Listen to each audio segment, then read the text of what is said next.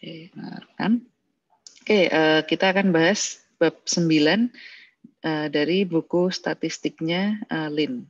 Oke, saya share screen dulu.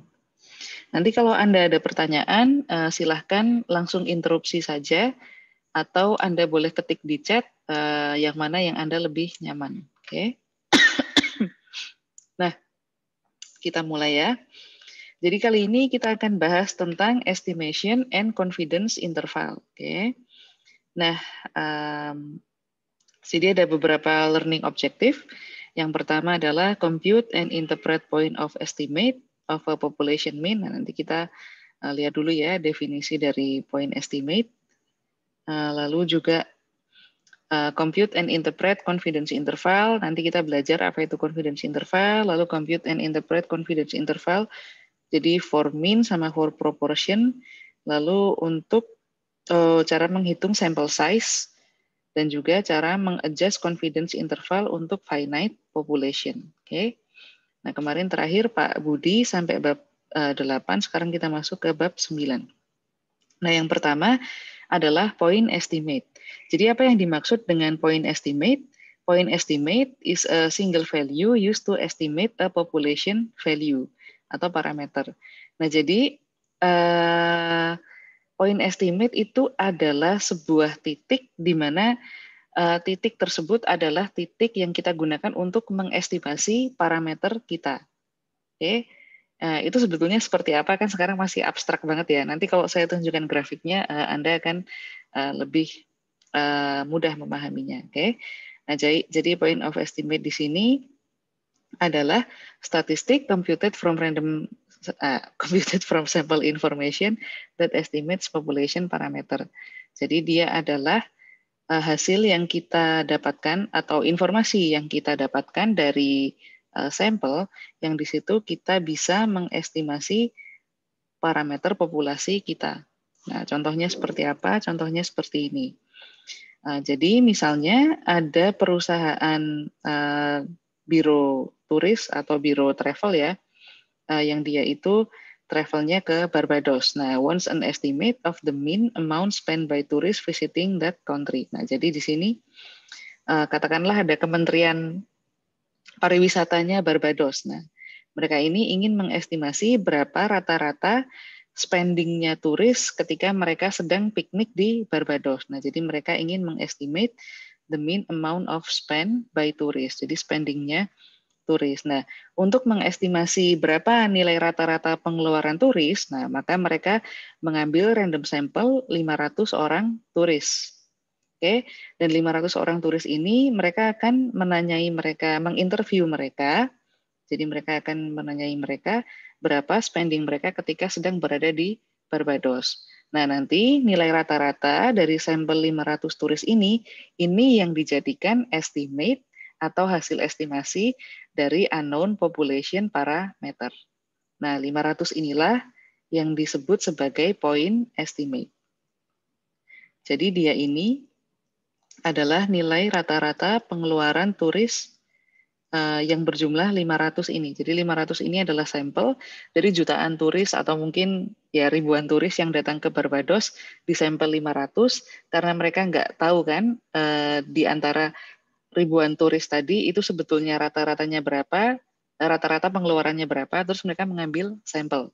Nah, nilai rata-rata sampel inilah yang dianggap sebagai estimasi dari rata-rata pengeluaran di populasi tadi. Nah, itu yang dimaksud dengan point estimate. Oke. Jadi ini ya, yang penting it serve as estimate for the unknown population parameter. Oke. Jadi kita boleh bilang bahwa misalnya 500-nya ini dia adalah X bar.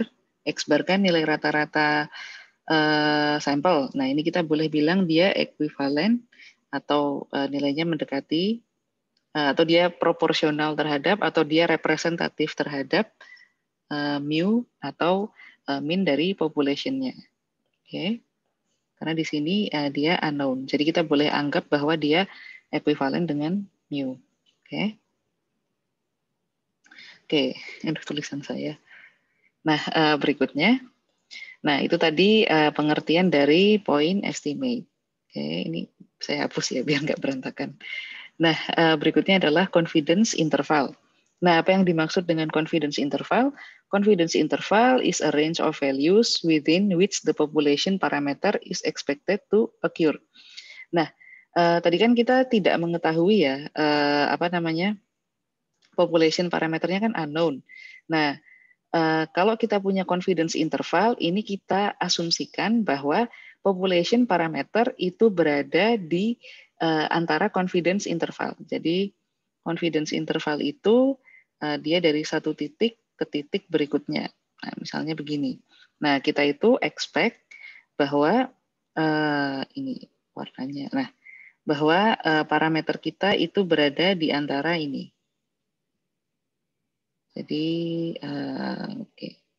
Parameter misalnya. Parameter. Sedangkan yang ini adalah confidence interval. Nah, itu adalah range. Range itu berarti ya range value within which the population parameter is expected to occur. Nah, confidence interval ini dia dikonstruk atau disusun dari sampel data. Nah, jadi kita mengkonstruk confidence interval itu berdasarkan sampel data. Nah, barulah dari situ kita bisa mengasumsikan bahwa population parameter itu akan berada di antara confidence interval ini. Jadi dia ada dua nilai ya, nilai yang batas bawah sama nilai yang batas atas. Population parameter itu ada di antara kedua nilai tersebut. Oke. Terus confidence interval itu sebetulnya dia adalah probabilitas. Oke. Sebentar. Slightly within that range. Oh, sorry. Jadi di sini kita asumsikan bahwa parameter populasi itu akan nilainya akan berada di antara confidence interval dan dia punya probability tertentu. Jadi ada sekian persen probabilitas population parameternya itu akan muncul di confidence interval, di range confidence interval. Oke. Nah, probability munculnya population parameter di antara confidence interval itu disebut sebagai level of confidence. Oke. Nah, jadi kalau confidence interval itu tadi range-nya antara batas bawah sama batas atas.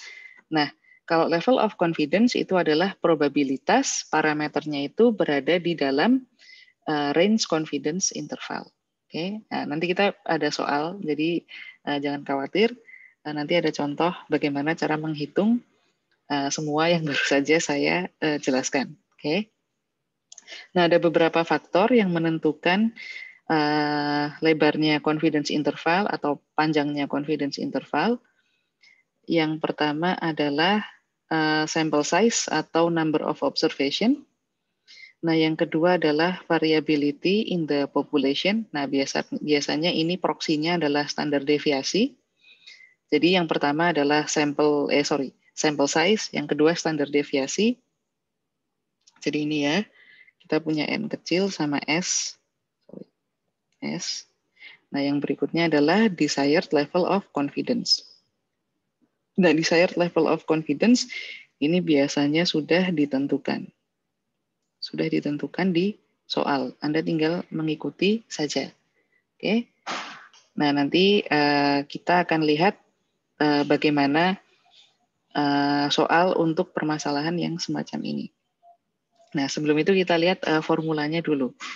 Nah, kita bisa mencari, nah ini adalah formula yang kita gunakan untuk mencari confidence interval. Ini, untuk mencari confidence interval ketika sigmanya diketahui. Nah, sigma ini adalah standar deviasi for population. Oke. Nah, Anda ingat ya bahwa standar deviasi untuk populasi itu lambangnya adalah sigma.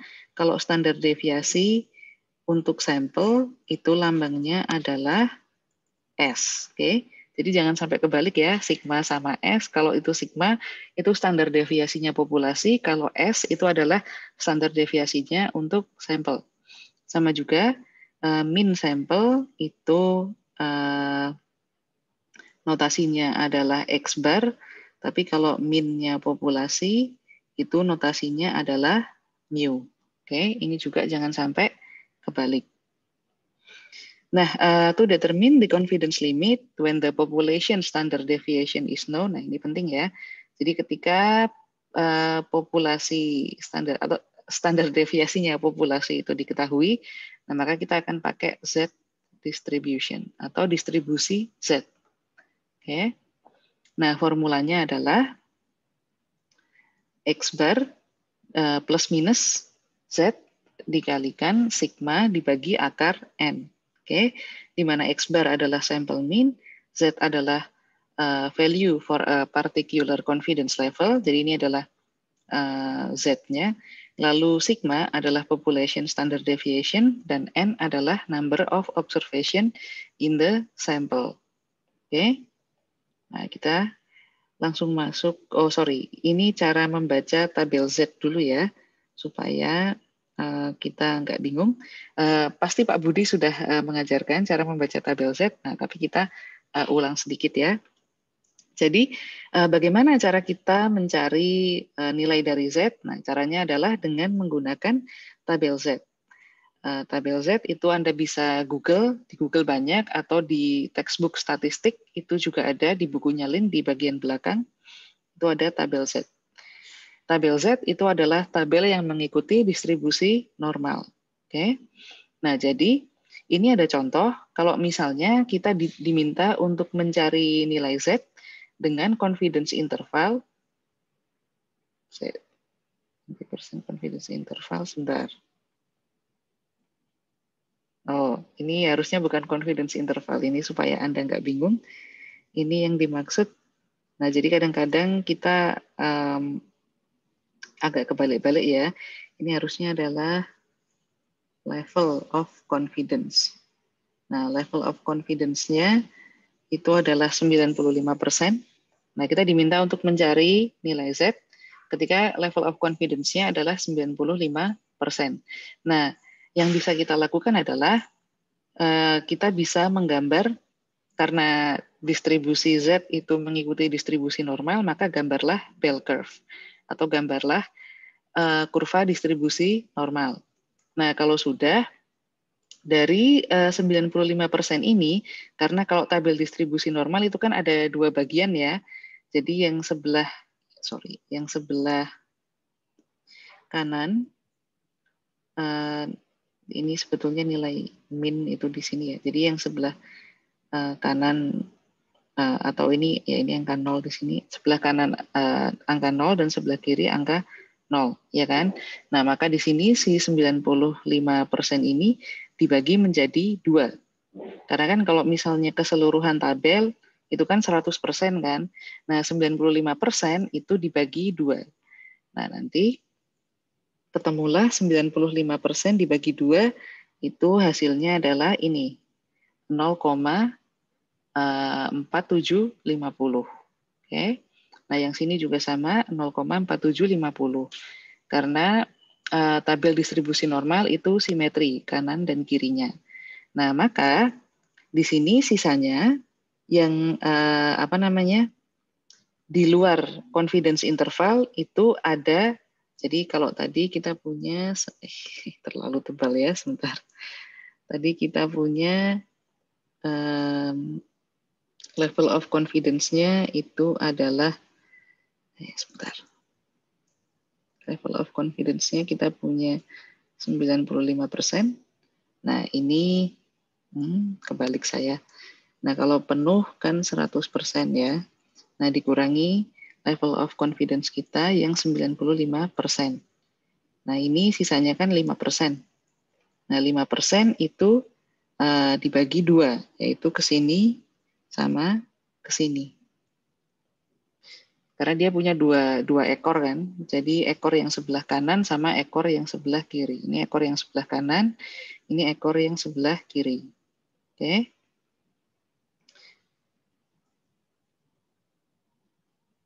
Nah, kalau sudah, maka berarti kita ketemu di sini 0,025%, ini juga 0,025%. Nah, di sini tugas kita adalah mencari nilai Z itu yang ada di sini, yang ada di titik ini. Ini adalah nilai Z.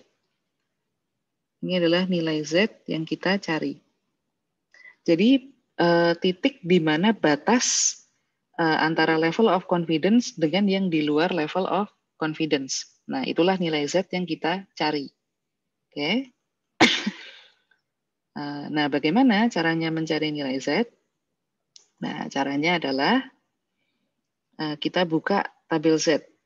Nah, setelah kita buka tabel Z, kita mencari nilai ini, nilai 4,750 yang ada di dalam tabel. Oke, ganti warna hijau misalnya. Sebentar. Nah, ini kita cari di dalam tabel ini. Nah, mencarinya di area yang mana? Di area yang ini. Nah, di area yang ini, carilah yang nilainya 0,4750. Oke. Nah, kalau sudah ketemu, tandai. Misalnya, oh ini ketemu 0,4750. Nah, maka tariklah ke samping, lalu sampai di kolom pertama, dan tariklah ke atas sampai baris paling atas. Nah, Z kita itu sama dengan nilai yang ada di kolom pertama, 1,9 ditambah yang ada di baris pertama, 0,06.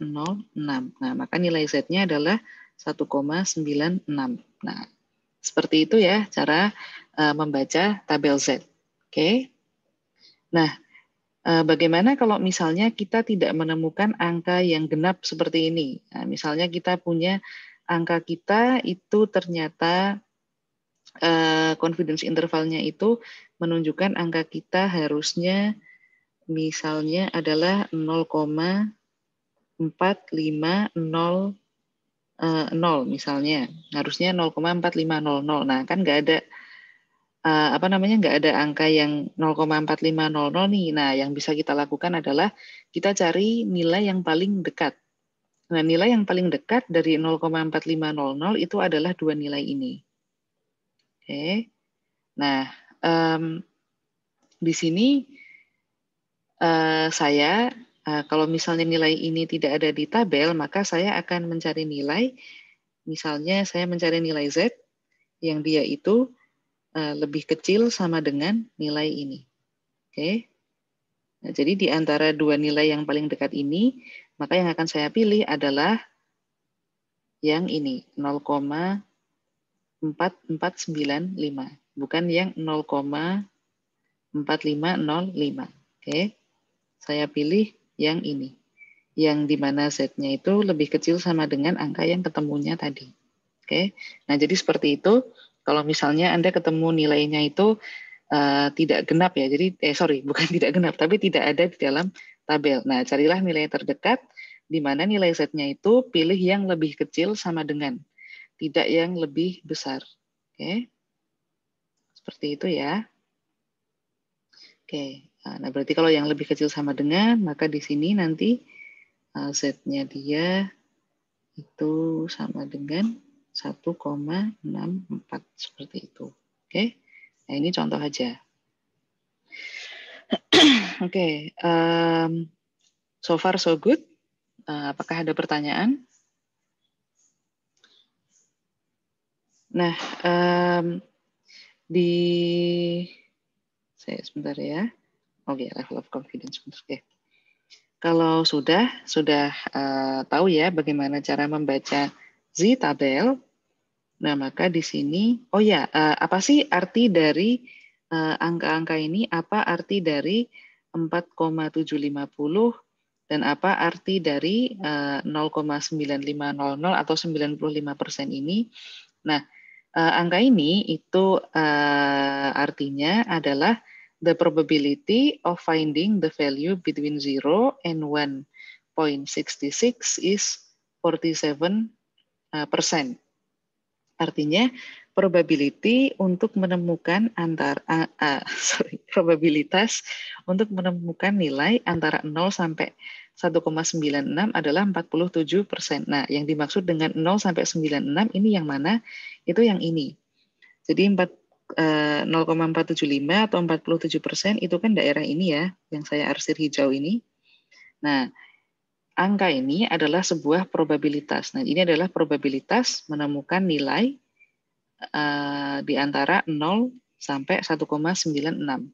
Karena kan di tengahnya ini 0 ya, ini adalah distribusi normal, maka tengahnya 0. Nah, sedangkan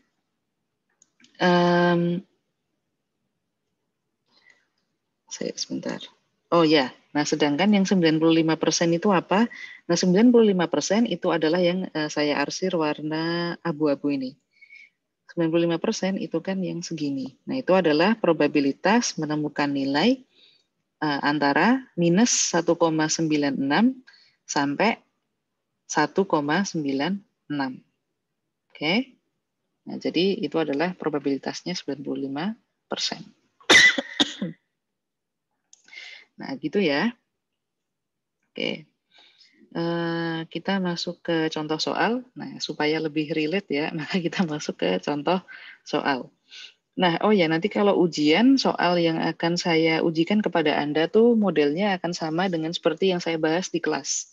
Ya, tentu soalnya beda ya, cuman modelnya akan sama. Jadi, kalau Anda belajar dengan baik, soal-soal yang kita bahas di kelas nanti saat ujian itu harusnya Anda bisa mengerjakan dengan lancar. Oke? Nah, kita masuk ke soal. Jadi di American Management Association is studying the income of store manager in retail industry. Jadi ada perusahaan, ada asosiasi apa ini? Asosiasi American Management, dia sedang melihat penghasilan dari manajer toko di retail industry. Nah, dia mengambil sampel 49 manajer. Nah, 49 ini adalah N. Sebentar, kayaknya kurang ini ya. Saya tebelin dikit. Nah, 49 ini adalah N. Nah, lalu ternyata sampel min-nya adalah 45.420. Nah, jadi penghasilan rata-rata manajer retail itu sekitar 45.420 dolar. Ini adalah X-bar. Nah, standar deviasi dari populasi, nah ini Anda harus perhatikan ya. Standar deviasi dari populasi, bukan standar deviasi dari sampel ya, standar deviasi dari populasi itu adalah 2050. Ini adalah sigma. Sigma. Tulisan saya ya begitulah. Bentar deh. Saya ganti dulu. Nah, anggaplah ini sigma. Nah, kita diminta untuk menjawab beberapa pertanyaan. Pertanyaan yang pertama adalah berapa population min-nya. Nah, di sini kita tidak mengetahui population min, kita hanya mengetahui sampel min. Oke, ini kan sampel min. Nah, tapi di sini tadi kan saya sudah mengatakan ketika kita punya point of estimate, di mana X bar ini adalah point of estimate, itu kita boleh mempunyai asumsi bahwa dia ekuivalen dengan population parameter. Nah, jadi kita boleh mengatakan bahwa karena kita tidak tahu population mean, maka kita boleh menggunakan, so we can use the sample mean sebagai estimasi terbaik kita. Nah, jadi seperti itu ya. Jadi kalau ditanya berapa population mean-nya, Anda boleh menjawab bahwa karena kita tidak mengetahui population mean, maka estimasi paling baik untuk population mean adalah sample mean, yaitu 45.420. Oke. Nah, yang berikutnya kita ditanya, what is the reasonable range of value for population mean? Nah, range of value for population mean, maka ini Anda diminta untuk mencari confidence interval. Nah, tadi kan waktu kita melihat definisi confidence interval itu adalah range di mana kita mengira-ngira bahwa disitulah population mean berada, kan? Nah, berarti kalau Anda diminta what is the range value for population mean, ini artinya Anda diminta untuk mencari confidence interval. Oke. Nah, maka kita cari confidence interval dengan rumus rumus ini ya, rumus yang ini. Oke, nah kita tulis ulang rumusnya biar nggak lupa di sini. Jadi confidence interval adalah X bar plus minus Z, lalu di sini standar deviasi dibagi akar N. Oke. Nah, di sini American Management Association itu memutuskan untuk memilih menggunakan 95% confidence level. Nah, berarti kan ini sama seperti contoh yang ada di sini ya. Berarti kan sama. Nah, berarti kita tahu Z untuk confidence level of confidence 95% adalah 1,96, ya kan? Nah, kita langsung pakai aja. By the way, ini juga bagus untuk dihafalkan. Tulis di mana ya? Tulis di sini misalnya. Jadi untuk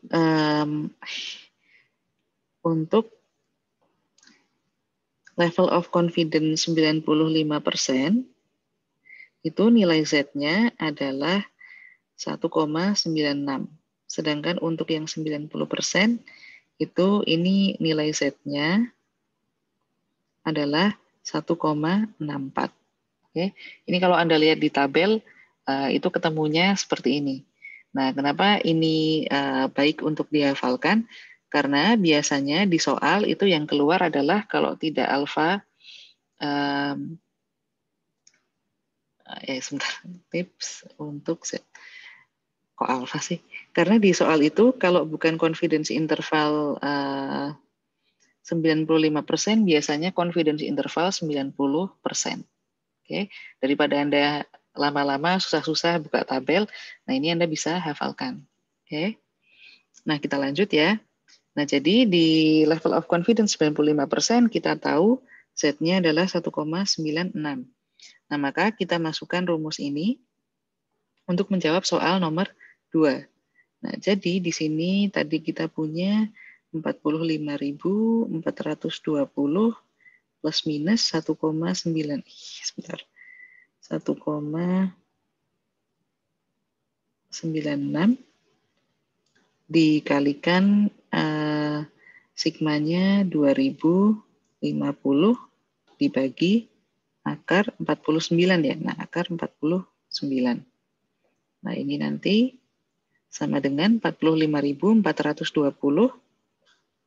plus minus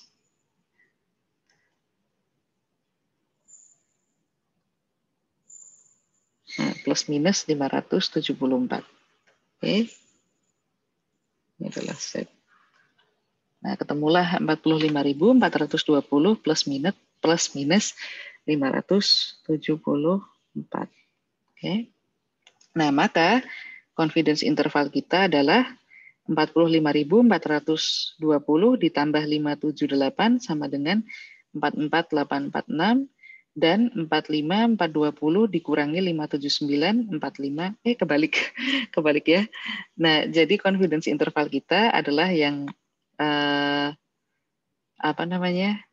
batas bawah itu yang 45.420 dikurangi 574, batas atasnya adalah 45.420 ditambah 574. Oke. Jadi ini yang batas bawah, ini yang batas atas. Nah, inilah confidence interval kita. Nah, sedangkan angka 574 ini adalah margin of error atau E. Oke. Oke. Nah, sampai sini ada pertanyaan?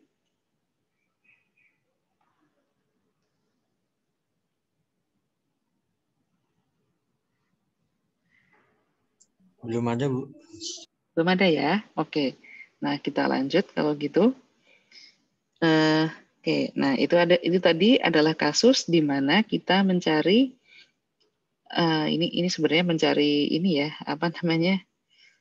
confidence interval, bukan level of confidence. Nah, ini PPT-nya agak kebalik-balik. Confidence interval. Tulisan saya jelek banget sih. Bentar. Interval ketika kita mengetahui sigma. Nah, sekarang gimana cara mencari confidence interval kalau misalnya sigmanya tidak diketahui?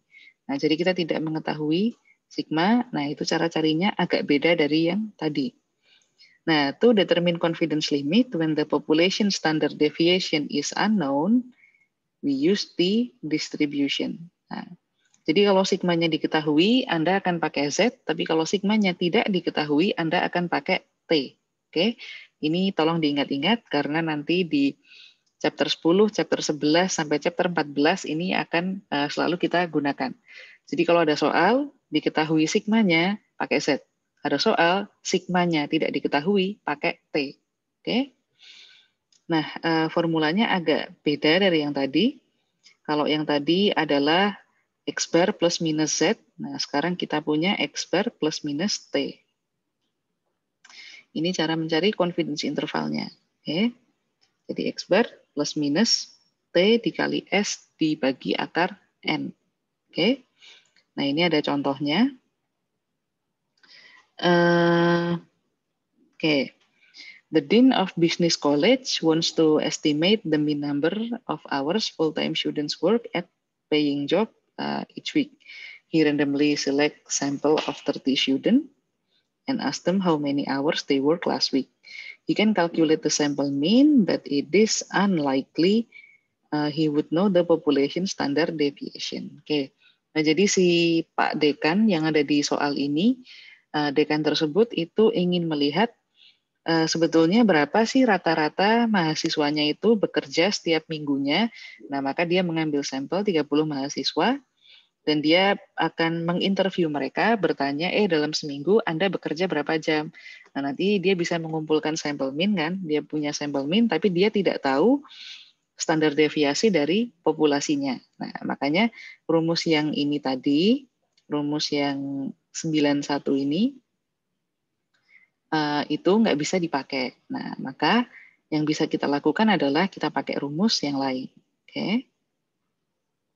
Nah, di sini ini ada tips ya untuk menentukan kapan kita pakai Z statistik, kapan kita pakai T statistik, atau kapan pakai distribusi Z, kapan pakai distribusi T. Nah, yang pertama adalah ketika asumsi populasi Anda itu adalah populasi normal, nah karena nanti Anda akan ketemu populasi yang distribusinya tidak populasi distribusi normal ya. Nanti ada distribusi Poisson, distribusi gamma, distribusi eksponensial, dan lain-lain. Nah, tapi kalau misalnya populasinya normal, itu Anda langsung cek apakah standar deviasi populasinya diketahui atau tidak. Ada ya, apakah sigmanya diketahui atau tidak. Kalau misalnya tidak diketahui, Anda pakai T. Kalau diketahui, Anda pakai Z. Oke, cukup simpel kan? Nah, kalau di Z ini kan sigmanya tidak ada, jadi kita pakainya S atau standar deviasi sampel. Oke. Nah, ini adalah karakteristik dari distribusi T dan distribusi Z. Nah, sebetulnya keduanya itu sama-sama yang simetris. Cuman bedanya adalah kalau distribusi T itu dia memang distribusi normal, jadi dia betul-betul mengikuti distribusi normal. Sorry, kalau distribusi Z itu dia memang distribusi normal, jadi dia persebaran distribusinya, persebaran probability-nya itu mengikuti distribusi normal.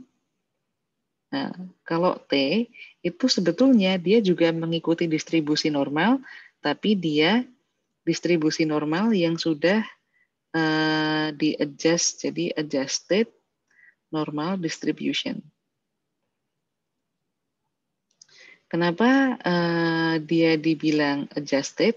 Nah, karena biasanya distribusi T itu digunakan untuk sampel size yang kecil. Jadi kalau ada sampel size yang kecil, biasanya kurang dari 30, dan sampel size-nya tuh mengikuti distribusi persebaran datanya itu mengikuti distribusi normal, tapi sampel size-nya kecil, nah itu biasanya kita akan pakai T. Tapi kalau kita punya sampel size yang besar dan mengikuti distribusi normal, itu dia akan mengikuti Z distribution. Nah, itulah kenapa gambarnya distribusi T itu lebih flat daripada yang Z. Oke, itu karena interval antar observasinya itu lebih dekat satu sama lain daripada yang Z. Kan kalau sampelnya lebih kecil size-nya, kan maka nanti antara observasi satu dengan yang lain itu lebih dekat kan. Nah, kalau yang Z ini sampelnya lebih besar. Oleh karena itu bentuknya seperti bell curve. Nah, sedangkan kalau T ini dikatakan bentuknya lebih mirip gunung atau ya mountain ya. Di sini ada tulisannya nggak sih? Nah, ini mound shape. Itu si distribusi T. Oke. Nah, kita lanjut. Oh ya, kita lanjut dulu sebelum ke soal. Kita lihat dulu bagaimana cara kita mencari nilai T menggunakan tabel. Nah, untuk sementara ini, Anda akan mencari Z dan T menggunakan tabel. Tapi nanti di bab-bab yang sudah lebih advance, kita bisa mencari T dan juga Z tidak menggunakan tabel. Oke. Nah, untuk mencari T, tentu saja asumsi yang perlu dipenuhi, dia mengikuti distribusi normal. Ya, sama seperti Z ya, sama-sama distribusi normal. Di buku cetak Anda itu tabel untuk T itu ada di appendix B5. Kalaupun nggak ada Anda tidak punya textbook, Anda bisa search di Google ya, tabel T. Itu pasti ketemu nanti. Tabel T atau students T itu sama aja. Nah, caranya untuk mencari nilai T itu cukup simple. Jadi di sini Anda perhatikan level of confidence-nya itu berapa. Anda cari di sini. Jadi di paling atas itu ada yang namanya confidence interval. Nah, jadi ini maksudnya ya sama dengan level of confidence ya. Jadi buku Anda ini kadang-kadang nyebutnya suka kebalik-balik, tapi nggak masalah. Nah, itu cari yang nilainya sama. Kalau 95%, maka cari di tabel yang nilainya 95%. Oke. Nah, setelah itu nanti cari degree of freedom. Nah, degree of freedom itu carinya dengan cara N dikurangi 1 atau sample size dikurangi 1. Oke. Misalnya Anda punya N-nya itu 10, ya berarti N dikurangi 1, 9. Yang ini. Misalnya example 10 dikurangi 1 sama dengan 9. Yang ini buat yang ini. Nah, habis itu tarik garis aja. Mereka ketemunya di sini. Nah, nilai inilah nilai T. Jadi ini adalah nilai T tabel yang Anda cari. Oke. Jadi untuk confidence interval 95% dan degree of freedom 9, nilai T-nya adalah 2,262. Oke. Nah, kita masuk ke ini ya, soal supaya bisa lebih dipahami lagi. Nah, jadi di sini ada contoh soal a tire manufacturer wishes to investigate the threat of life of its tires. A sample of 10 tires driven 50,000 miles revealed sample mean of 0.32 inch of thread remaining with standard deviation 0.0.9 inch. Nah, construct 95% confidence interval for the population mean. Nah, jadi di sini pabrik ban, jadi pabrik ban itu dia ingin tahu berapa masa hidup bannya ya. Jadi ya thread ini mungkin bagian dari ban, saya nggak tahu apa tapi. Nah, jadi dia mengambil sampel 10 ban. Ini adalah N-nya. Nah, lalu dia ketemu standar deviasi, sample mean atau X bar-nya adalah 0,32 dengan standar deviasi 0,09. Nah, ini adalah S. Ini bukan sigma ya. Jadi ini bukan sigma. Oke, itu adalah S. Nah, lalu kita diminta untuk mengkonstruk 95% confidence interval untuk population mean. Nah, ini adalah level of confidence. Level of confidence. Okay. Now, would it be reasonable for the manufacturer to conclude after 50,000 miles the population mean amount of thread remaining 0,3 inci? Nah, nanti kita ingin lihat apakah reasonable untuk si perusahaannya ini untuk mengatakan bahwa setelah dipakai untuk berkendara sejauh 50.000 miles, maka nanti population mean untuk thread-nya adalah 0,3 inci. Nah, ini pertanyaan ini dia itu bertanya apakah 0,3 ini berada di antara confidence interval. Jadi is 0.3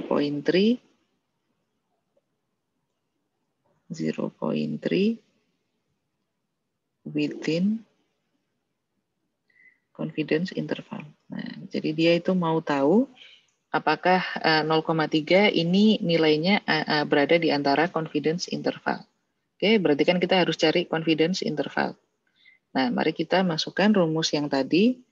Tadi rumusnya adalah untuk mencari confidence interval X bar plus minus T dikali standar deviasi untuk sampel dibagi dengan akar N. Oke. Nah, di sini ketemulah T-nya. Seperti tadi kita lihat di tabel ya, untuk confidence level 95% dan degree of freedom 9, itu T-nya adalah 2,262. Nah, masukkan. Ini adalah T. Nah, ini Anda masukkan rumusnya, berarti 0,32 plus minus. Ini kalau Anda hitung, maka nanti ya nggak usah dijabarin ya. Nah, jadi ketemulah nanti kalau Anda hitung jadi 0,32 plus minus 0,064. Margin of error-nya 0,064. Nah, ketemulah confidence interval, batas bawahnya adalah 0,256 dan batas atasnya adalah 0,384. Nah, jadi kalau misalnya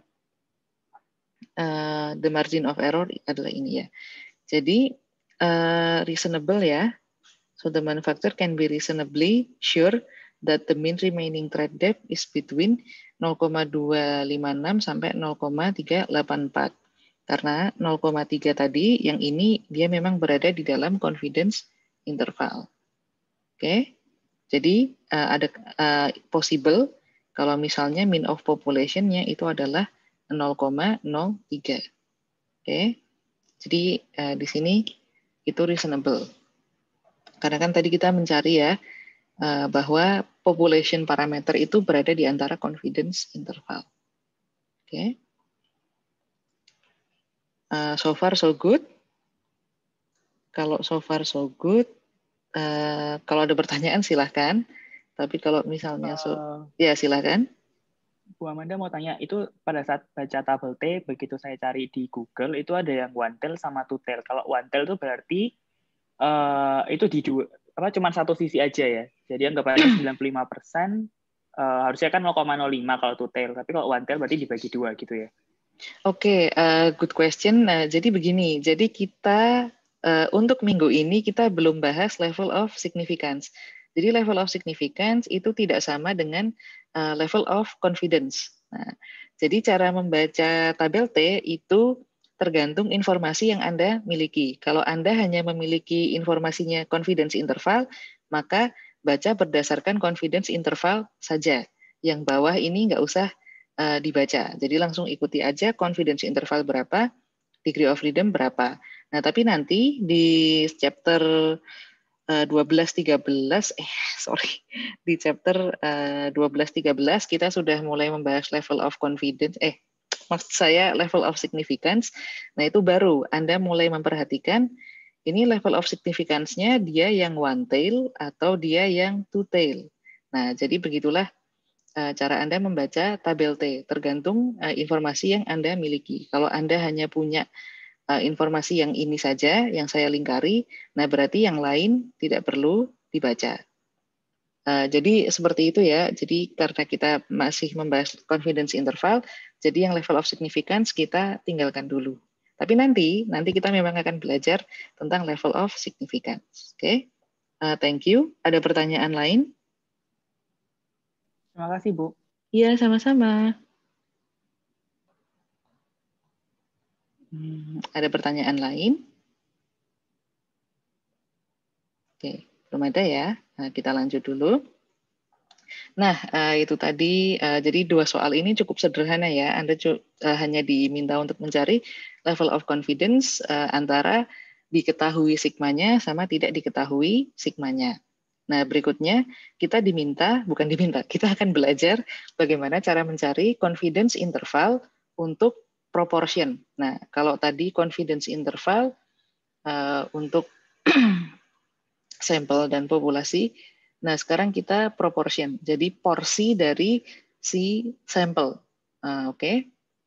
Nah, jadi proportion is the fraction, the ratio or percentage indicating the part of the sample or the population having a particular trait of interest. Oke. Ya, Anda tahulah definisi dari proporsi itu apa. Nah, di sini sample proportion atau notasinya adalah P itu sama dengan X dibagi N. Oke. Di mana X ini adalah number of success. Nah, tapi kalau number of success nanti agak membingungkan ya. Nanti kita lihat di soal yang dimaksud dengan P itu apa. Oke.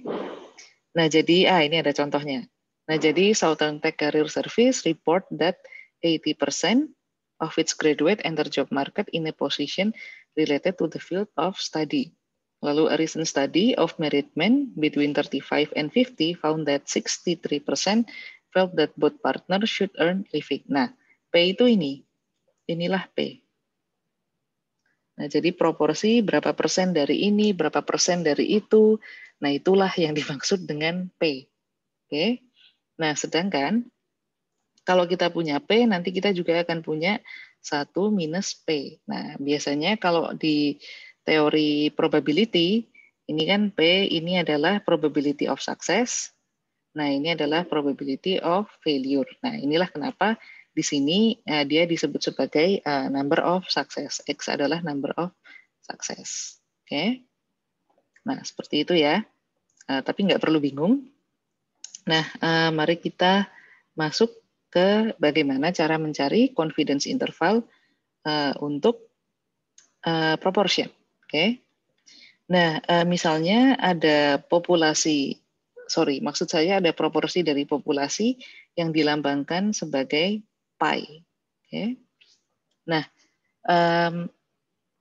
sifat dari pi ini itu sebetulnya ada 2 syarat ya.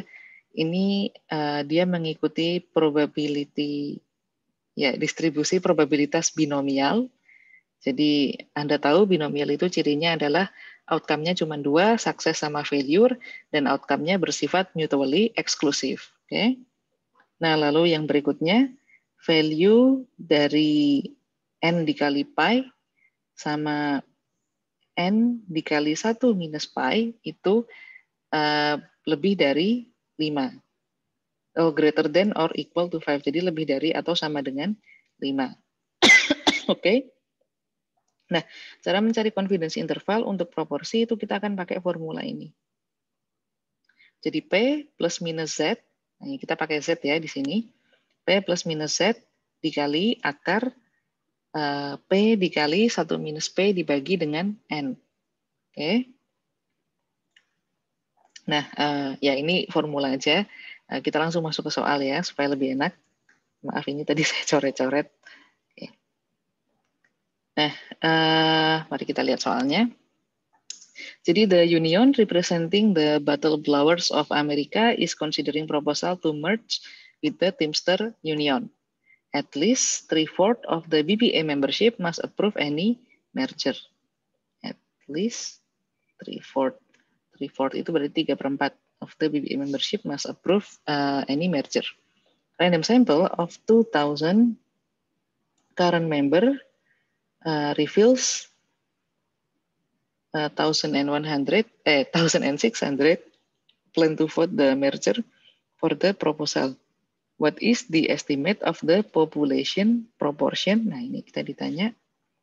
What is the estimate of population proportion? Can you conclude that the necessary proportion favor the measure? Why?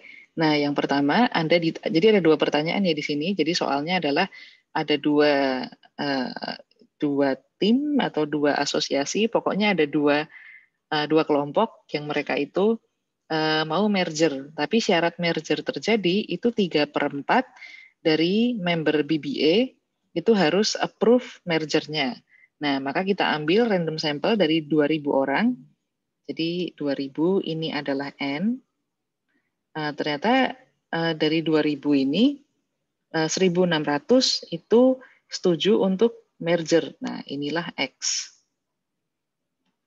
Nah, di sini kita diminta untuk mengkalkulasi P-nya. Oke. Nah, P itu kan cukup mudah ya mencarinya. Jadi yang what is the estimate of population proportion? Nah, ini adalah P. Jadi P itu menghitungnya cukup sederhana, kan X dibagi N kan. Nah, maka ini tinggal 1.600 dibagi 2.000. Nah, ketemulah 0,8. Oke. Nah, setelah itu kita diminta untuk mencari ini confidence interval. Confidence interval dengan 95% level of confidence. Nah, kita masukkan aja rumus ini. Jadi P plus minus Z dikali akar dari, saya juga belum hafal nih, P dikali 1 minus P dibagi N. P dikali 1 minus P dibagi N. Nah, Anda masukkan saja angkanya, misalnya di sini 0,8 plus minus, nah 95% kan, berarti Z-nya 1,96 akar dari 0,8 dikali 0,2 dibagi dengan N. N-nya adalah 2.000. Nah, ketemulah dia harusnya, ini kayaknya informasinya kok salah ya, ini saya urak-urak aja ya. Nah, maka di sini kita punya P atau 0,8 plus minus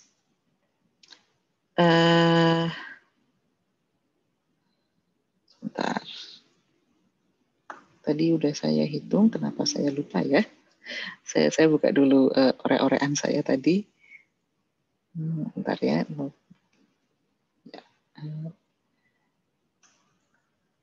Dikurangi.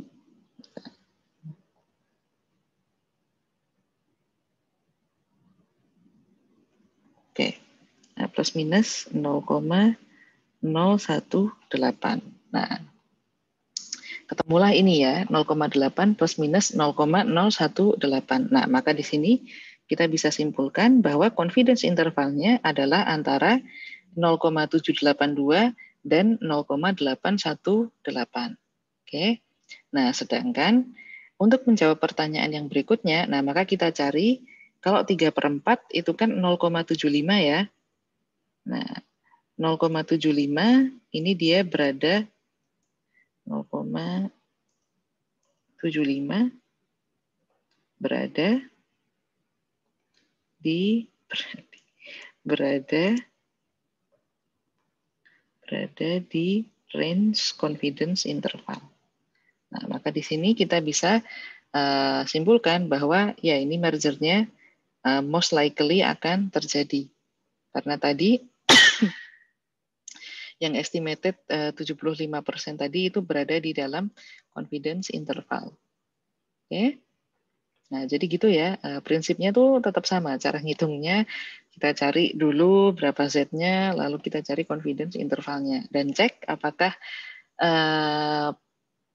parameter population-nya itu ada di dalam confidence interval. Oke. Oke, nah itu untuk yang proportion. Apakah cukup jelas?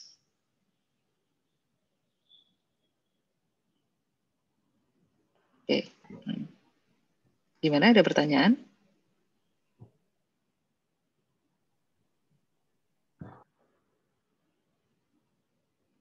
Oke, kalau belum ada pertanyaan, saya lanjut ya. Ini ada sekitar 27 slide. Nah, sebenarnya nggak terlalu panjang, cuma memang materinya agak banyak. Nah, tadi kita sudah belajar cari confidence interval di 3 situasi kan.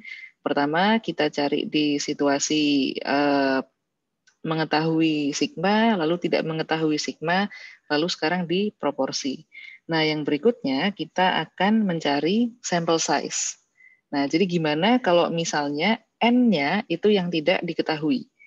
Jadi, gimana kalau misalnya kita diminta untuk mencari N?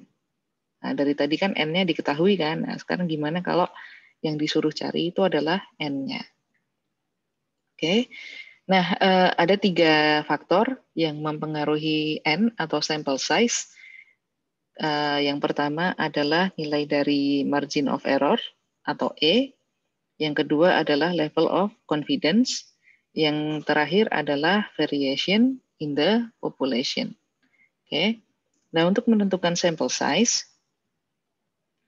kita punya formula N sama dengan Z dikali sigma dibagi E pangkat 2. Oke, sebentar saya cek sesuatu dulu. Oke. Nah, nanti kita belajar cara menentukan sample size untuk proportion juga. Oke, tapi ini kita pakai yang biasa dulu aja. Nah, jadi ini cara menentukan sample mean. Nah, kadang-kadang nanti hasil N itu tidak selalu angka ini ya, angka utuh. Jadi kadang-kadang angka koma ya. Nah, kalau misalnya ada komanya, itu silahkan dibulatkan. Oke. Karena N kan jumlah sampel ya. Jumlah sampel kan nggak mungkin 1,98. Nah, itu pasti dia harus dibulatkan. Boleh dibulatkan, ya kalau 1,98, Anda bulatkan ke atas tidak apa-apa. Tapi kalau misalnya 1,02 misalnya, nah dibulatkannya ke bawah. Oke. Nah, ini beda ya sama yang Z tadi. Kalau yang Z tadi pembulatannya emang cenderung ke bawah, kalau yang ini bebas aja. Saya nggak masalah.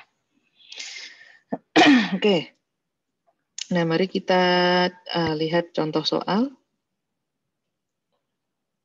Nah, di contoh soal ini, a student in public administration wants to estimate the mean monthly earning in city council member in a large cities. She can tolerate a margin. Nah, jadi si mahasiswa ini dia ingin melihat,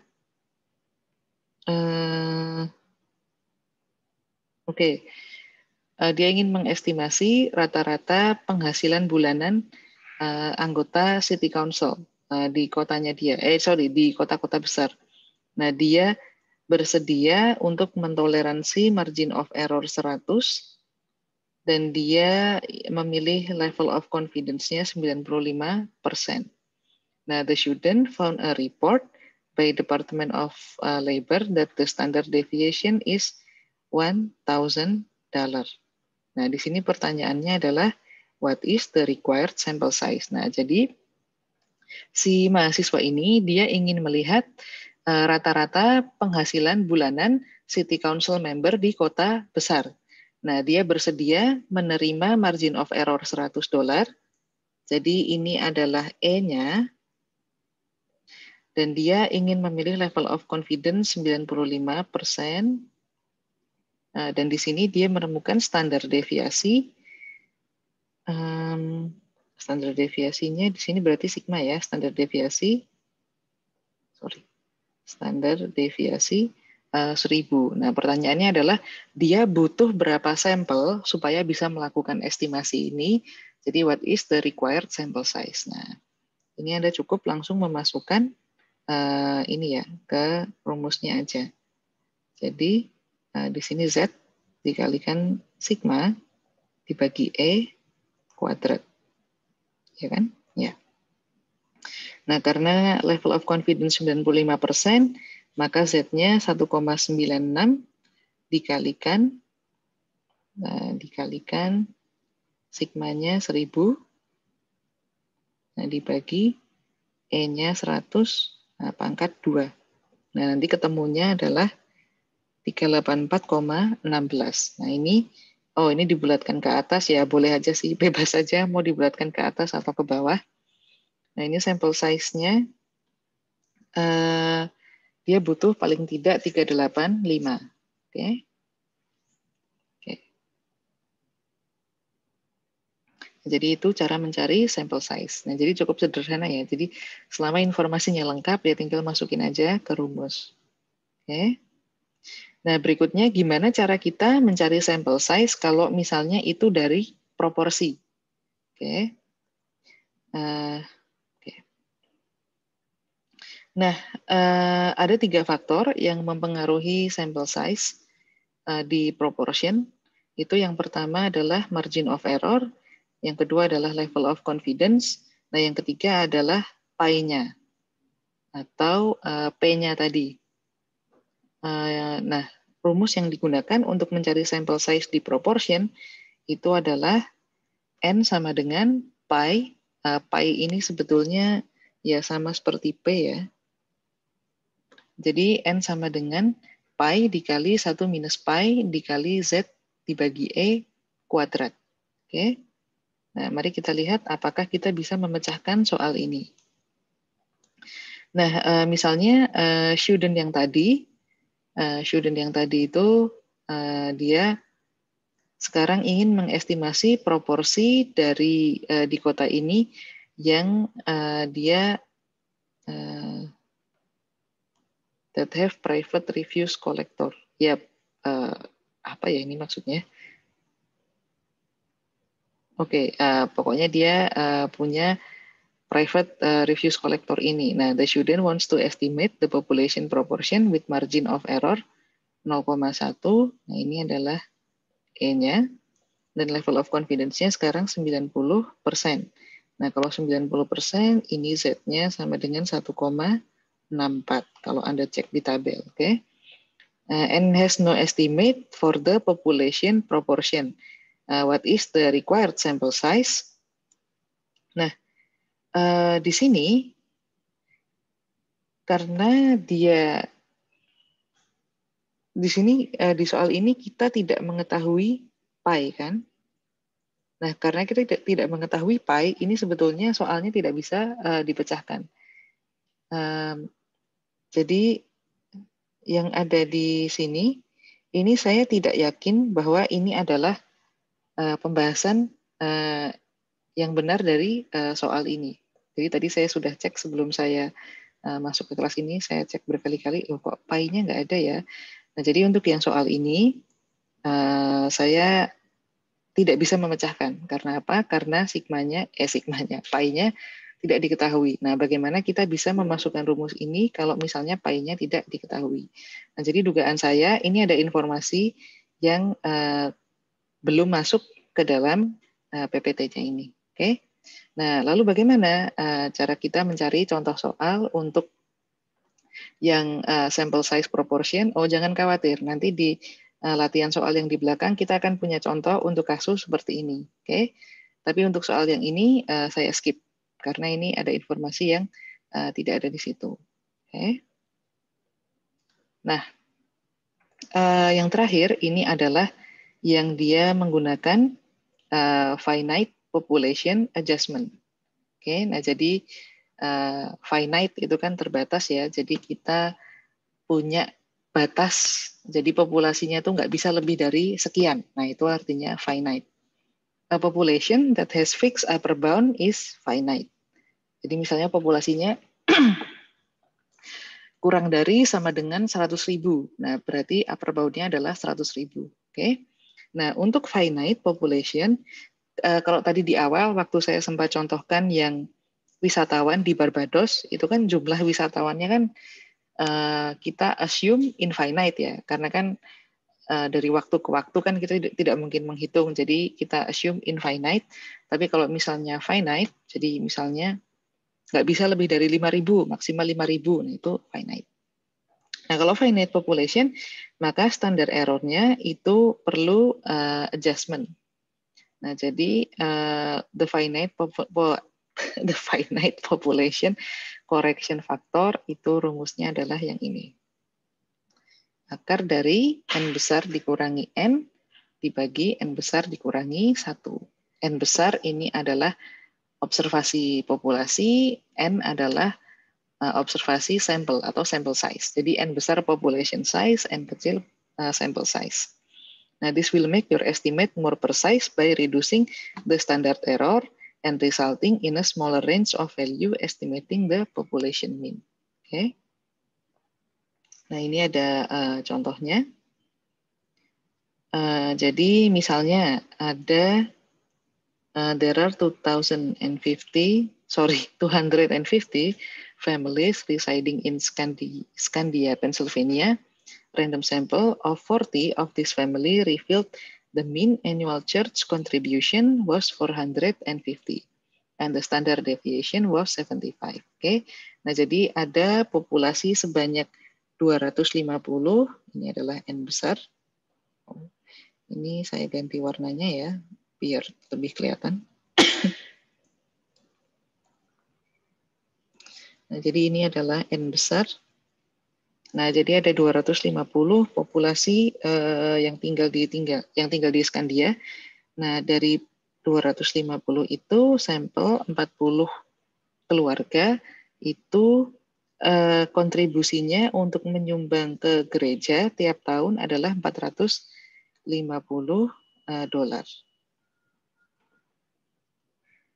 Lalu standar deviasinya adalah 75 dolar. Oke. Nah, di sini karena kita tidak mengetahui sigma, kita hanya mengetahui S, nah maka kita akan pakai distribusi T. Oke.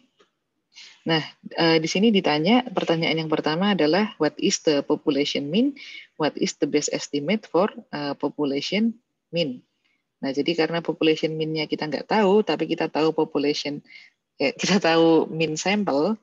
Nah, maka kita bilang estimate-nya adalah sample mean. Oke.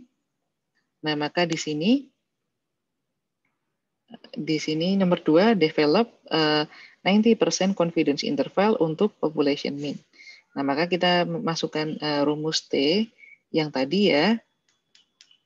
Sebentar. Ini the standard error is adjusted by. Oh, oke. Berarti yang tadinya kita punya rumus X bar plus minus T dikalikan S dibagi, sebentar ya, saya cek dulu rumusnya benar apa enggak, biar enggak salah, dibagi akar N kan, ya, S dibagi akar N.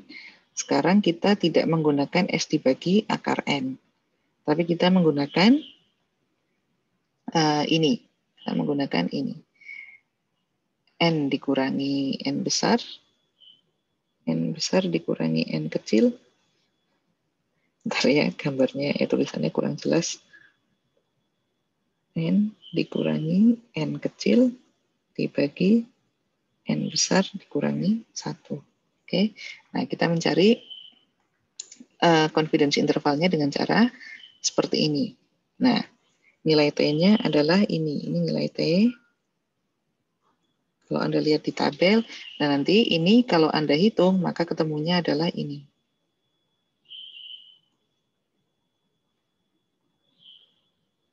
Nah, jadi 450 plus minus 18,35.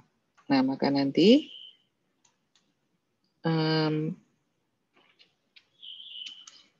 confidence intervalnya adalah antara 43165 sampai dengan 468,35. Nah, berikutnya adalah ada pertanyaan, apakah population mean-nya mungkin 445? Nah, jawabannya mungkin 445 karena dia berada di antara nilai confidence interval. Oke. Jadi dia within confidence interval. Nah, lalu ditanya lagi, kalau 425 mungkin apa enggak? Nah, yang 425 ini tidak mungkin. Karena apa? Karena dia is not within the confidence interval. Oke. Nah, jadi seperti itu ya caranya. Kalau misalnya kita punya finite population. Oke. Nah, itu materi yang terakhir sebelum kita bahas soal. Kalau ada pertanyaan, saya persilahkan.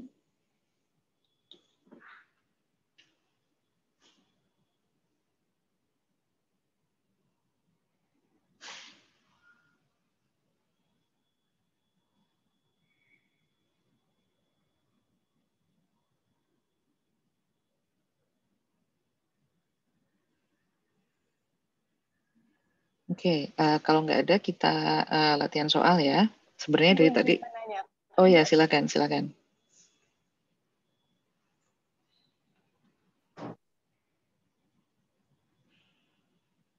Silakan. Iya Bu, terkait tadi confidence interval mungkin boleh diulang kembali Bu yang tentang batas atas batas bawah itu bagaimana ya Bu ya? Oke. Oke, nah jadi yang dimaksud dengan misalnya ya ini, aduh sorry, confidence interval. Nah dia kan punya batas bawah, ya batas bawah, sama dia punya batas atas. Nah batas bawah ini adalah yang X bar dikurangi dengan margin of error, Nah, sedangkan yang batas atas itu adalah yang X bar ditambah margin of error. Nah, kalau dalam kasus, sebentar ya. Error, oke. Nah, kalau dalam kasus soal nomor terakhir ini misalnya yang kita kerjakan, oh nggak bisa ini ya, oke. Nah, jadi kalau berdasarkan soal ini ya, itu berarti batas bawahnya dia adalah 450 dikurangi 18,35. Nah, maka hasilnya adalah 43165. Nah, sedangkan yang batas atas berarti dia 450 ditambah 18,35 berarti dia sama dengan 468,35. Nah, berarti confidence intervalnya itu adalah dari 431,65 sampai dengan 468,35. Nah, ini yang dimaksud dengan batas atas dan batas bawah. Nah, dari sini kita ingin tahu apakah parameter populasi ada di antara angka tersebut. Apakah parameter populasi ada di antara kedua nilai tersebut. Oke, kedua nilai tersebut. Nah, dalam kasus kita, yang 445, misalnya ya, yang 445, itu kan dia berada di antara 431,65, terus 445, lalu 468. Nah, karena dia berada di antara dua nilai ini, maka dia berada di antara confidence interval. Maka kita bisa bilang bahwa nilai min-nya memang bisa 445. Tapi kalau nilai min-nya yang 425 ini kan tidak berada di antara confidence interval. Maka kemungkinan tidak mungkin population parameternya segitu. Nah, jadi fungsinya confidence interval ini kita ingin mengkonfirmasi. Jadi cuman kayak mungkin nggak sih parameter populasinya nilainya sekian. Nah, nilai yang sekian tadi mungkin tidaknya itu kita cek di confidence interval. Kalau masih di dalam range berarti oh ya mungkin population parameternya nilainya segitu. Tapi kalau dia di luar confidence interval berarti oh tidak mungkin population parameternya nilainya segitu. Nah, kira-kira seperti itu. Apakah cukup membantu? Iya Bu, terima kasih banyak Bu. Oke, sama-sama. Ada pertanyaan lagi?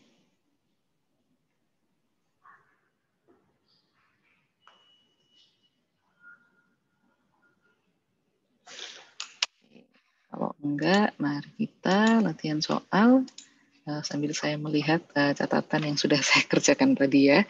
Oke, nah karena kita udah banyak latihan soal, jadi agak-agak cepat ya yang di sini. Nah kita punya 1, 2, 3, 4, 5 soal. Oke, kita selesaikan satu-satu ya.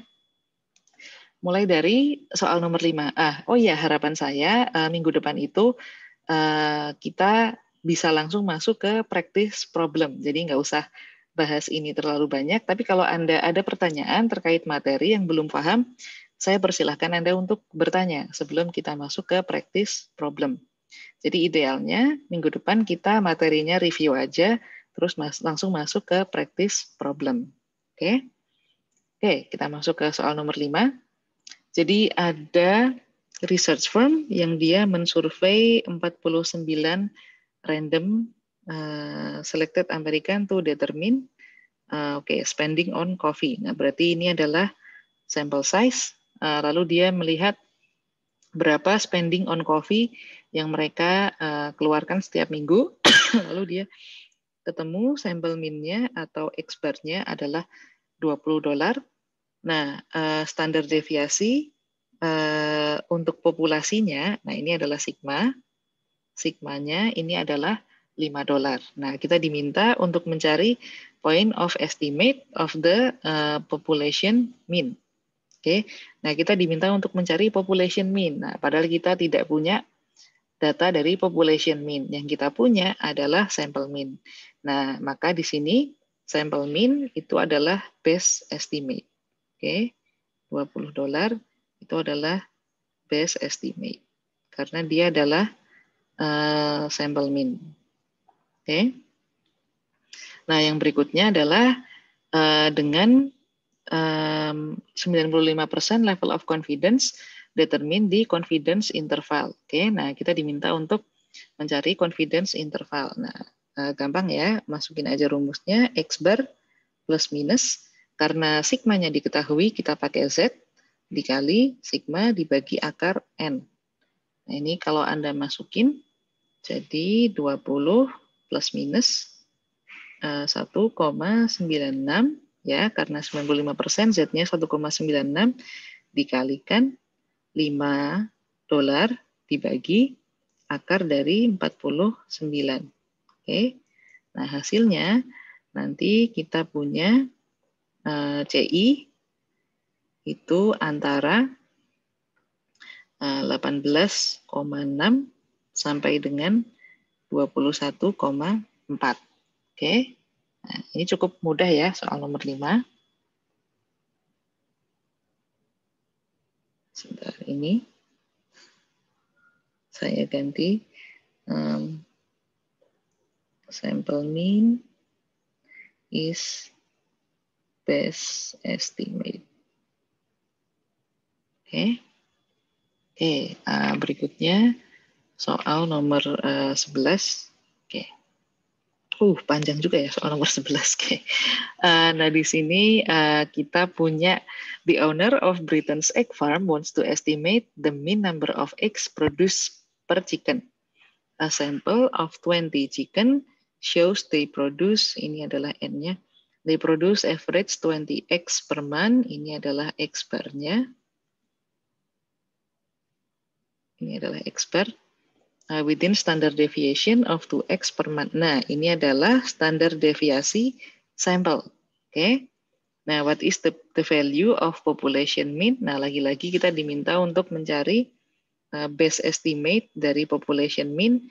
Nah, best estimate-nya adalah sample mean. Maka di sini best estimate-nya adalah 20. Oke. Nah, explain why we need to use the T distribution. Nah, di sini dikatakan kenapa kita harus pakai T distribution. Nah, ini jawabannya sebetulnya mudah ya, because sigma is unknown. Oke. Jadi karena sigmanya tidak diketahui, maka kita pakai distribusi T. Oke. Nah, yang berikutnya, untuk 95% confidence interval, value of T-nya berapa? Nah, ini Anda bisa cek di tabel, cek di mana confidence intervalnya 95%. Nah, maka kita ayo buka tabel T sama-sama. Tabel T dengan degree of freedom-nya berarti 19 ya. Oh, kepotong di sini. Nggak ada di sini ya. Nah, ini nanti Anda cek di T tabel Anda. Tapi kalau menurut perhitungan saya di sini, T-nya itu adalah 2,093. Oke. Nah, lalu kita diminta untuk mencari margin of error. Nah, apa itu margin of error? Nah, margin of error itu adalah kalau kita punya rumus, jadi di sini rumus confidence interval kita kan X bar plus minus T dikalikan standar deviasi dibagi akar N kan. Nah, maka yang dimaksud dengan margin of error itu adalah yang ini. Nah, ini adalah margin of error. Nah, Anda hitung margin of error-nya dengan formula tersebut, nanti akan ketemu margin of error-nya itu 2,093 dikali 2, 2 dibagi akar 20. Ini sama dengan 0,94. Oke. Nah, yang E, Anda bisa pakai rumus, aduh nggak muat ya ini. Yang E, saya kerjain di mana ya? Kerjain di sini misalnya. Nah, ya jangan ding. Nah, sebentar. Oh, saya kerjain di sini ya. Maaf ya, berantakan. Nah, yang E, ini kita cari 20 plus minus margin of error 0,94. 0,94. Nah, ini E untuk question 11. Nah, maka di sini nanti confidence interval kita itu adalah antara 19,06 sampai dengan 20,94. Oke.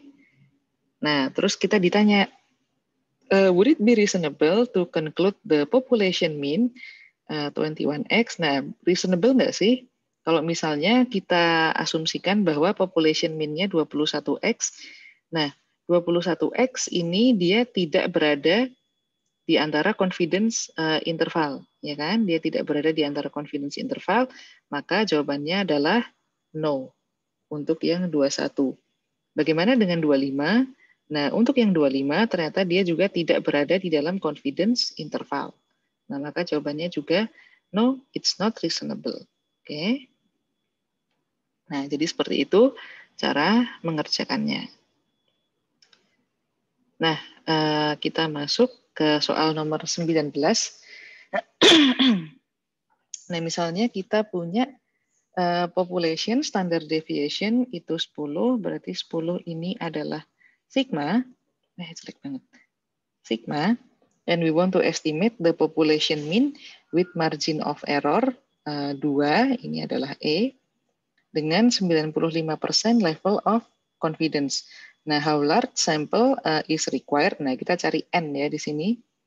Nah, N itu rumusnya adalah Z dikali sigma dibagi dengan E dikuadratkan. Kalau nggak salah. Kadang-kadang saya juga lupa loh rumusnya. Tapi rumus yang ini benar kok. Oke. Nah, jadi di sini karena dia 95%, maka Z-nya adalah 1,96 dikali sigmanya 10 dibagi dengan margin of error 2. Nah, ini dikuadratkan. Nah, ketemulah N-nya. Sama dengan 96,04. Nah, ini boleh dibulatkan menjadi 96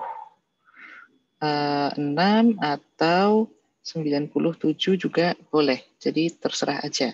Oke. Nah, itu question nomor 19 untuk mencari sampel size dari populasi. Nah, berikutnya, ini adalah contoh yang tadi soalnya informasinya kurang ya. Ini mencari sampel size dari proportion. Jadi menemukan sample size tapi dari proportion. Proportion. Oke. Nah, mari kita lihat sama-sama. Nah, suppose that US President wants to estimate the proportion of the population that supports his current policy. The President wants margin of error. Nah, margin of error-nya atau E-nya itu 0,04, assumes 95% level of confidence. The President's political advisor found similar survey that report. Nah, ini loh, ini adalah informasi yang tadi kita tidak dapat di soal. Ini adalah pi. Nah, jadi ini found similar survey from 2 years ago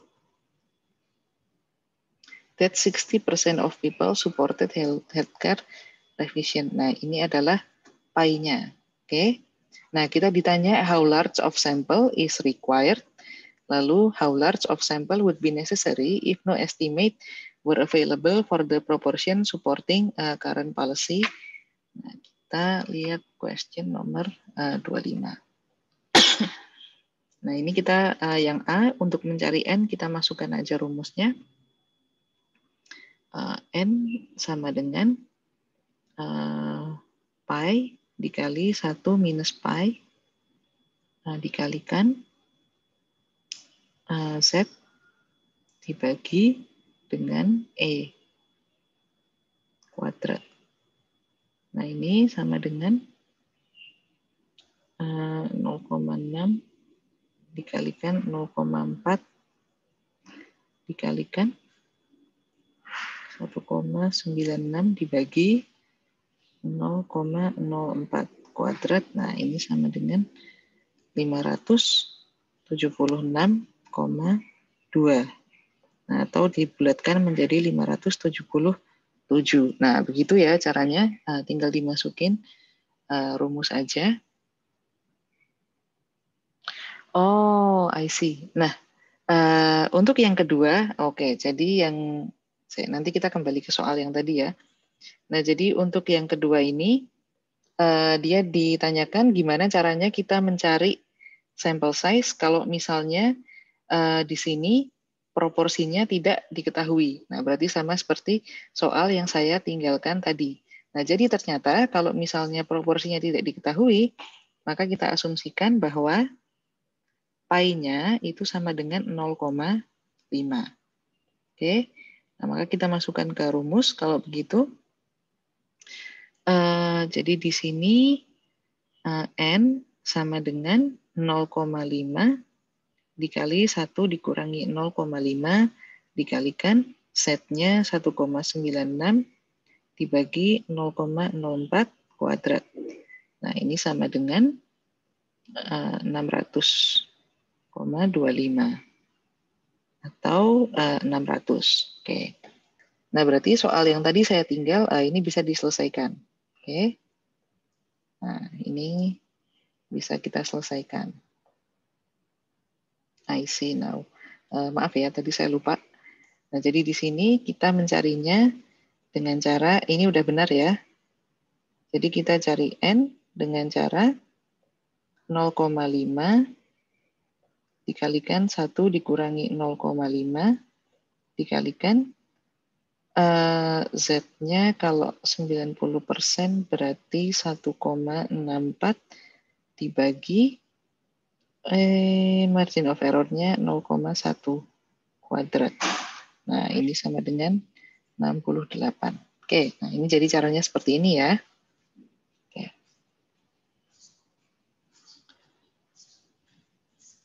Kita masuk ke soal terakhir. Oke, ini juga cari level of confidence. Nah, jadi the attendance at Savannah Colts minor league game last night was 400. Nah, ini adalah populasi ya. Ini N besar. Oke. Ada sedikit kesalahan tadi yang saya buat rupanya. Maaf ya. Saya di bagian yang terakhir ini. Nah, ini rumusnya salah ini. Tapi jawabannya benar. Nah, ini rumusnya salah, ini harusnya tetap, saya balik warna biru dulu. Jadi ini harusnya dia tetap akar N.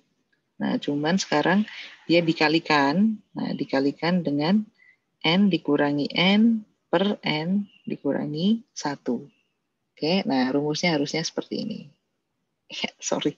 Rumusnya harusnya seperti ini. Oke. Nah, jadi ini saya kasih catatan.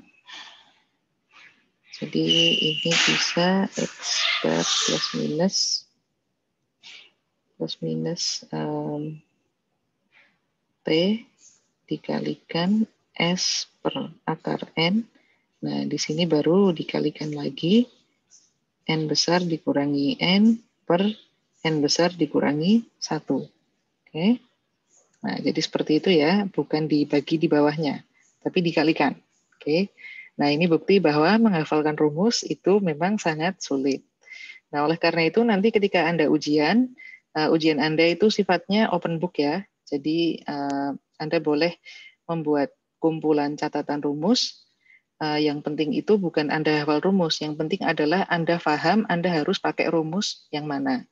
Karena percuma juga hafal rumus, tapi Anda nanti bingung, ini pakai rumus yang mana ya? Nah, itu kan sama aja ya. Nah, jadi yang penting adalah Anda paham, Anda harus pakai rumus yang mana.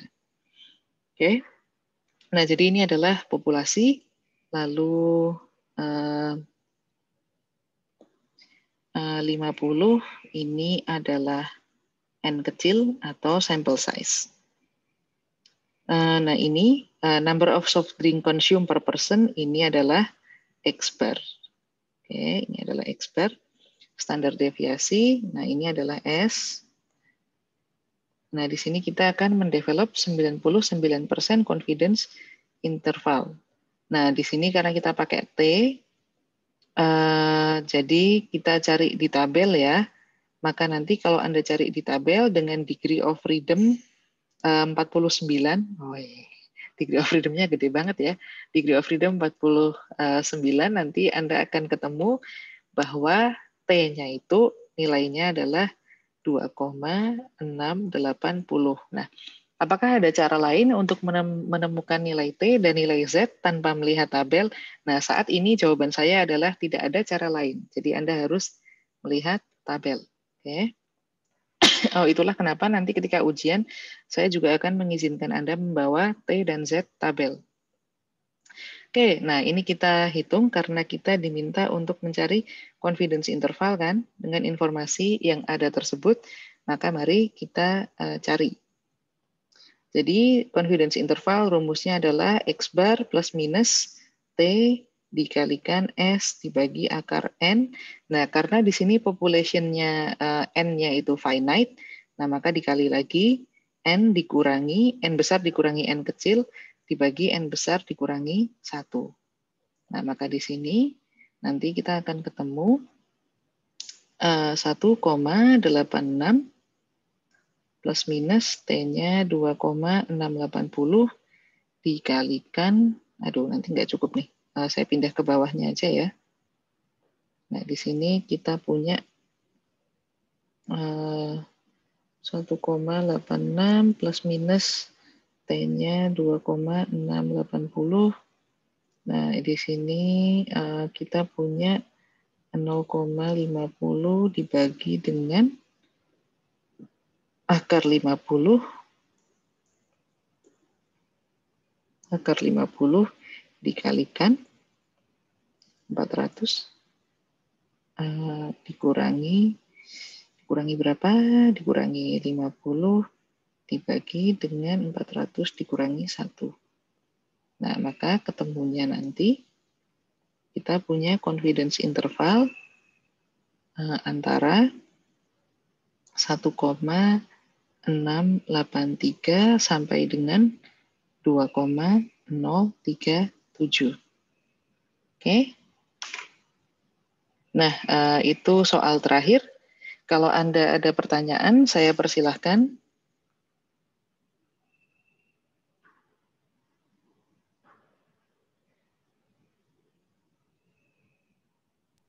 Mau tanya Bu, Silakan. tadi ada yang kelewat. Kalau untuk menambahkan yang akar N besar kurang N kecil tadi kalau apa ya? Oh iya, jadi kita pakai yang akar N besar dikurangi N kecil, dibagi N besar dikurangi 1, itu ketika kita punya finite population. Nah, finite population itu adalah ketika N dari populasinya diketahui. Jadi ketika ada N yang diketahui, nah disinilah kita akan menambahkan ini. Menambahkan N besar dikurangi N kecil dibagi N besar dikurangi 1. Oke. Jadi soal yang finite population itu dia N besarnya atau jumlah populasinya diketahui dan jumlah sampelnya diketahui. Nah itu Anda jangan lupa menambahkan rumus ini di belakang rumus confidence interval Anda. Oke. Begitu, apakah cukup membantu? Oh oke Bu, makasih Bu. Iya sama-sama. Ada lagi?